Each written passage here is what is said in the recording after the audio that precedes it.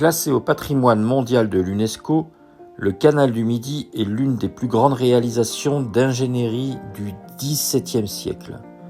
Reliant Toulouse à la Méditerranée, il traverse le Languedoc et offre un ruban d'eau paisible bordé de platanes qui serpentent entre vignes, villages et collines. Son histoire commence sous le règne de Louis XIV. Un homme, Jean-Paul Riquet, fermier des Gabelles originaire de Béziers, rêve de relier l'Atlantique et la Méditerranée pour favoriser le commerce et éviter aux navires de contourner l'Espagne. En 1666, après des années de réflexion, il obtient l'autorisation royale de commencer ce chantier titanesque. Les travaux dureront 15 années et mobiliseront des milliers d'ouvriers, de maçons, de tailleurs de pierre et d'ingénieurs. Le plus grand défi fut l'alimentation en eau.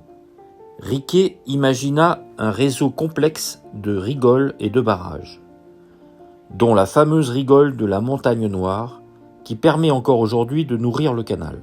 Parmi les merveilles du canal du Midi figurent les écluses, véritables escaliers d'eau qui permettent aux bateaux de franchir des dénivelés. Les plus impressionnantes se trouvent près de Béziers.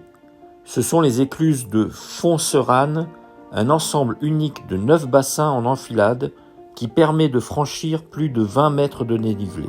Malgré la mort de Riquet en 1680, avant la fin du chantier, son œuvre est achevée par ses descendants.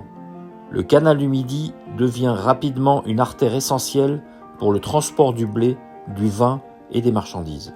Aujourd'hui, il n'est plus un canal de commerce, mais un lieu de promenade, de navigation de plaisance et de découverte. Bordé d'arbres majestueux, jalonné de ponts, d'écluses et d'ouvrages d'art, il attire chaque année des milliers de visiteurs.